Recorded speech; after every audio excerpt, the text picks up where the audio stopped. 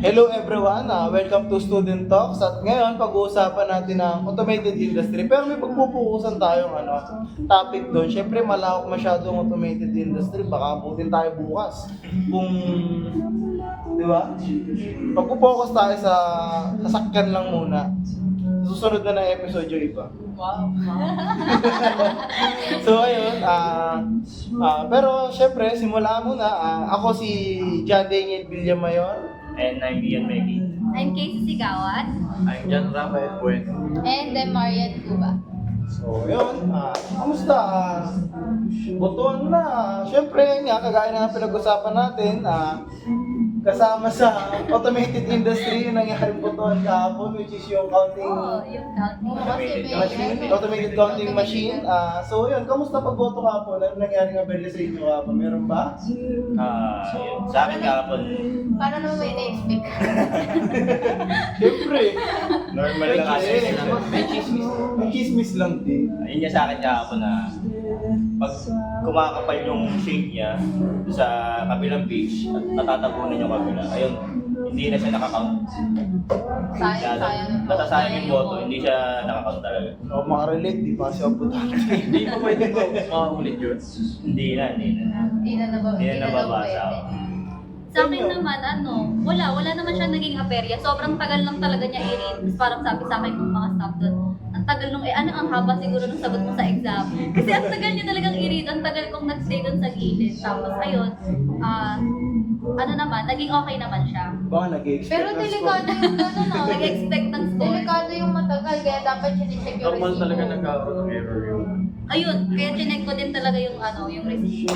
Kung tama, align doon sa mga na-shaded. Kasi may nabasa ako na yung resibo daw niya, iba yung nakalagay dun sa binoto niya. Ayun talaga. Sa presinto ko, walang maging problema. Pero sa iba, narinig ko na yung kunyari, ikaw yung nagpasok na nung tas chinek niya yung resibo. Ang lumabas is yung sinundan niya. So parang na-duplicate yung Na-double. Oo, pero maganda naman, inulit naman siya eh. Inulit naman siya. So, kailangan lang talaga check natin kung ang resibo, kung tama po talaga yung lumabas sa machine. Tapos na, sabi ko makahina. So ayun, meron nga pala, so yun, nag-survey pala kami lahat. Nagtanong kami sa mga fellow students, syempre sa mga kakilala namin ng mga tanong na pwede na pwede namin sagutin ngayon sa topic natin ngayon about siya sa automated industry, which is specifically sa kotse. Sinend ko sa inyo sa messenger yung tanong. Yes. So patingin na lang. So yun, sisimula tayo sa una. What exactly is the automation industry? And why is it becoming increasingly important today? Simula tayo sa iyo. Sige lang. Yun yan. Ang automation kasi ngayon, ito yung paggamit ng technology na kung saan yung lahat ng bagay gagawin mo na automatic. Katulad yan nabanggit nga natin, kaya napag-usapan natin yung sa election, automated counting machine. Automatic na, pagpasok mo, makikita mo na din yung mga binoto mo. Di tulad ng dati na ano talaga. Matagal. Oras ang ginugugol nila sa pagbibilang pa lang. Mas madaling dayain. Joke lang. Joke lang. Mas madali yung ngayon. Ay,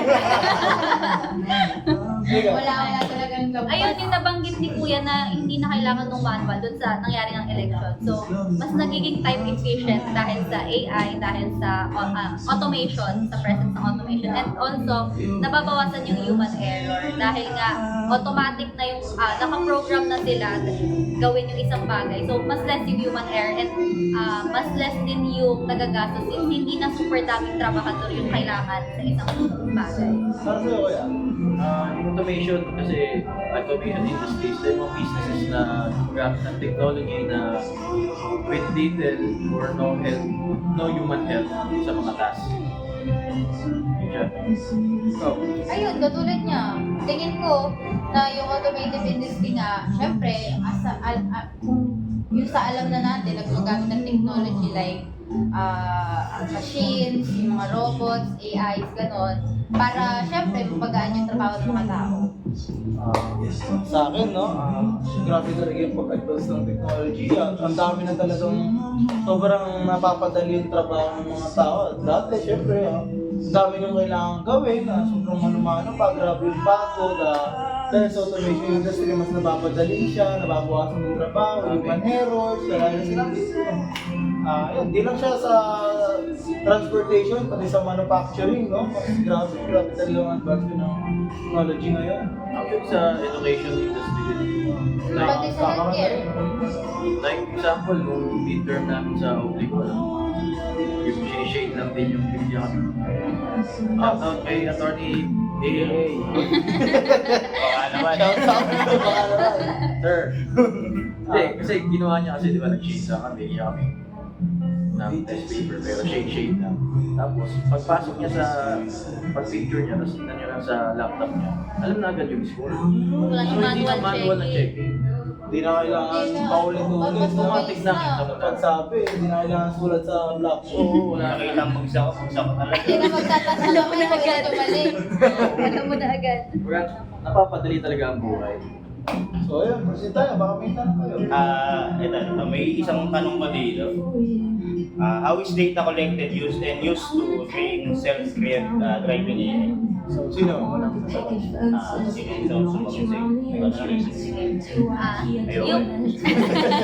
syempre yung data, yung data na para sa self-driving AI, may mga sensors tayong tinatawag. So yung sensors na to, example is yung camera, syempre. Kailangan, yun yung nagsisilbing mata, kailangan niya makita muna yung paligid para alam niya kung saan pupunta, ganyan. Mamaya may ano pala, may pader, tapos diretso lang since wala nga siyang nakikita. And then meron din daw ditong tinatawag na light detection and ranging. So, dito naman, para sukatin yung distansya ng mga bagay gamit laser, para alam din niya na kung tutuloy pa siya mag-drive or hindi na. Kasi katulad nga nung ano, di ba prone nga sa accident yung mga traditional driver. Katulad na lang ng mga napapalitaan natin ngayon, yung sa NAIA, ganyan. So, dito sa AI, meron silang mga radar, GPS para malaman din yung location kung nasaan yung sasakyan. So, etong mga to, ito yung ginagamit nila para ma-detect yung kapaligiran para mas maging safe yung driving. And yun nga, para sa automation mismo. Sino ba? Ako? Ako na. Sige ka. So yun nga, kagaya nga na sinabi ko, syempre kapag may sensors, kagaya ng gano'n na, doon na ano ng data, na ano na sasakyan, or yung ano na, para hindi bumunggo, syempre kapag nagkaroon ng lubak, di ba? Syempre, kailangan naman dumire-diretso yun, may chance na, ano yun. So yun, mas ayun yung ginagamit ng sasakyan para makarecognize ng traffic signs, yung sa roads, obstacles, kahit ano pa. Kayo ba? Ano naman yan, may simulation naman yan. I-encode naman yung mga rules and traffic regulations, mga sign, kaya na madali na yan. Kung nakaprogram siya na maayos, mas magiging effective yung Or yun ang pinaka-benefit niya, na naiiwasan yung mga disgrado sa kalsada. Ano? Tayo? Hindi ba may tanong pa kayo? Next question, sir. question. So, how does the system handle emergencies or potential collision? Your opinion in case of accident happen? Sino? Ikaw muna. Ako? Okay, so, yung mga system na yan kasi may mga built-in na safety protocols na. Siyempre, bago ilabas ng mga kumpanya, siyempre para hindi sila, alam mo yun, para hindi pumangit pa yung pangalan nila, pagka-issue, ganun. Kailangan safe muna. So, may ano yan, may test drive para sa mga built-in na safety protocols, gano'n. Meron yung mga safety protocols na yun, may mga obstacle, detection, auto-braking, or mga evasive maneuvers. Tapos, ayun, para magkaroon man ng aksidente, may ano pa din sa mga bibili sa mga bibili. Ayun. Kasi di ba, yun nga, yung may mga sensors sila. So, mas alert yung Para sasakyan. safe pa din. Ngayon, no? Kahit gano'ng advance yung AI, di pa rin talaga maiiwasan yung Hindi pa yun accident. 100%. Hindi pa rin talaga siya sobrang perfect. So, sa ganitong case, dapat malaman pa rin natin, syempre, kung sino yung responsable dito sa nangyaring ganito. Syempre, kung makaka-accident itong tinatawag natin na self-driving or May mananagot vehicle, pa rin. syempre may mananagot talaga. So yun, dapat malaman natin kung sino o Manufacturer ba? manufacturer ba, si developer, or yung user. Inaaral din naman nila yung batas niyan. Parang ang nagiging ano nila dyan, parang precaution is kailangan maalam talaga mag-take over or willing agad mag-take over yung driver, oo, yung user, in case na magkaroon ng something dun sa dinadrive niyang self-driving AI. In case may abeli. Kailangan mabilis yung ano, Mabilis yung oo. reaction. Mabilis yung reflexes. So may darating pa ba kayo? Pagkat tayo, wala na. Next question. Question. Para makadami.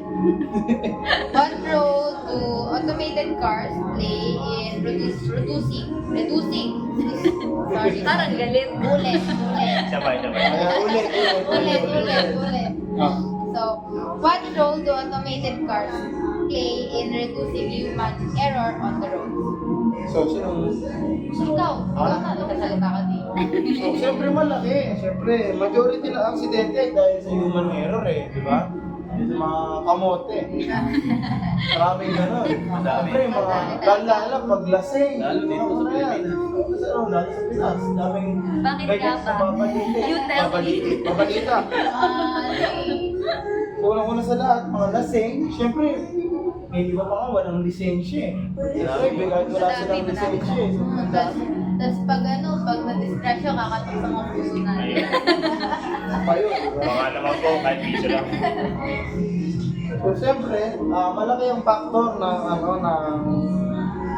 ng AI, siyempre, dahil meron siyang rules na sinusundan, siyempre mas nagiging madali, less human error, mas napapadali or naiiwasan talaga ang aksidente dahil mas mababa, kumbaga. Dahil siyempre, hindi man nalalasing yung ano. Hindi mo nila antok. Kaya mga AI, hindi pa na-program yan na magkaroon ng pride. Oo. Kaya nga, wala nang ego. Hindi nakikipagawa yan. Hindi mainitan ng Oo. ulo. Isa pa yun, di ba? Hindi ba dali mabwisit? Ayun, baka may dadulog pa. Ay, yun nga. Ang sa akin, best example din yung sa Tesla. Kahit walang tao sa loob, nakaprogram na yung pagkamaneho. Investigation na rin, no? Tsaka balita ko, ano na lang yun i-charge siya. Oo. Hindi na siya kailangang gasan. Electric. Kung naka-ano kayo, tawag doon yung pangbabawas ng solar panel ba yun? Solar. Siyempre, mas kahit ano kayo, di ba? Pili ka lang mamaya. Siyempre, less Bayad Oo, kuryente. less bayad ko rin. Grabe pa naman manigil liberal ko ngayon. Lalo na, tumataas pa nga yung presyo ng gasolina. Sa US, may mga naggagawa na ng ganun. Mga solar panel sa mga taxi like mga Amazon na company, Google. Pero sila yung Very advanced na talaga. Very advanced. mga pwede ka nang sumakay ng taxi. Kunyari, Walang tao. umimig ka. Oh, self-driving siya. Self-driving ka eh. Pero mas safe yun lalo na kung kung kunyari, gabi ka na Oo, lalo na kasi uuwi, may galing ibang- trabaho. Lalo sa inyo, mga babae. Yung mga ibang driver na, siyempre, Ay, di grabe ko na. Mas nakakatiwala daw kaysa sa lalaki. Ay, bago. Joke lang. Joke lang. Pero kasi, di ba, maraming issue na mga driver pa, mga gano'n. So, dahil dito nga, dahil sa automated na vehicle or sa, hindi na, walang nang kasama doon, kayo na lang. Less accidents pa nga, di ba? Wala rin sinabi ko kanina. Baka may dadagdag pa kayo. Nabanggit na rin naman kanina yung paano yung Next question. Next question na. Ako. How has the integration of AI impacted the safety features and drive assistance